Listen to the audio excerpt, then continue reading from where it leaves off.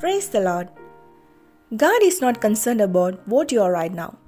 He cares about what you are becoming. Your present may be imperfect, but in His hands, your future is still written. നമ്മുടെ ജീവിതത്തെക്കുറിച്ച് ചിന്തിക്കുമ്പം ജോസഫിൻ്റെ കഥ വളരെ അടുത്തതായി തോന്നും അല്ലേ? ജോസഫിൻ്റെ ജീവിതത്തിൽ പല കഷ്ടപ്പാടുകളും ഉണ്ടായിരുന്നു. അവൻ്റെ സ്വന്തം സഹോദരന്മാർ വഞ്ചിച്ചു, അടിമയായി വിറ്റു, പിന്നെ ജയിലിലേക്കും പോയി.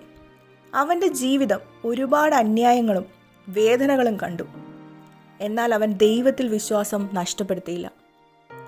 നമ്മുടെ ജീവിതവും പലപ്പോഴും അതുപോലെ തന്നെയാണ്. ചിലപ്പോൾ നമ്മൾ പ്രതീക്ഷിക്കാത്ത പ്രശ്നങ്ങൾ വരാം. നമ്മൾ വിശ്വസിച്ച ആളുകൾ തന്നെ നമ്മളെ വേദനിപ്പിക്കാം. നമ്മൾ സ്വപ്നം കണ്ട പല കാര്യങ്ങളും നടക്കാതെ പോകാം. അപ്പോൾ നാം ചിന്തിക്കും, എന്തുകൊണ്ട് എൻ്റെ ജീവിതത്തിൽ ഇത്ര കഷ്ടം?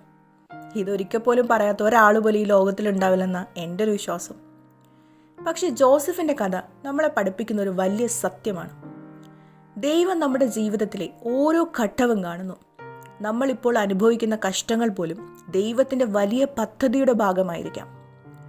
ജയിലിലിരിക്കുമ്പോൾ ജോസഫ് ഒരിക്കലും കരുതിയിരിക്കില്ല അവൻ ഒരു ദിവസം ഈജിപ്റ്റ് രാജ്യത്തിൻ്റെ വലിയ ഭരണാധികാരികളിൽ ഒരാളായി മാറുമെന്ന്. എന്നാൽ ദൈവം അവനെ ശരിയായ സമയത്ത് ഉയർത്തി. അതുപോലെ തന്നെ നമ്മുടെ ജീവിതത്തിലും ഇപ്പോൾ എന്ത് സംഭവിച്ചാലും അത് നമ്മുടെ കഥയുടെ അവസാനമല്ല. ദൈവം നമ്മളെ ഒരുക്കിക്കൊണ്ടിരിക്കുന്നു കൂടുതൽ ഉത്തരവാദിത്വത്തിനും അനുഗ്രഹത്തിനും വേണ്ടി. അതുകൊണ്ട് നമ്മൾ പഠിക്കേണ്ടത് എന്താണ്? കഷ്ടകാലത്തിലും വിശ്വാസം നഷ്ടപ്പെടരുത്. മനുഷ്യർ നമ്മളെ മറന്നാലും ദൈവം നമ്മളെ മറക്കില്ല. ദൈവത്തിൻ്റെ സമയത്ത് നമ്മുടെ ജീവിതം മാറ്റപ്പെടാം. ഇന്ന് നമ്മൾ എവിടെയായാലും ദൈവം നമ്മുടെ ജീവിതത്തിൻ്റെ അടുത്ത അധ്യായം ഇപ്പോഴും എഴുതിക്കൊണ്ടിരിക്കുകയാണ്. I think this short message will touch you in some other way. God bless you all.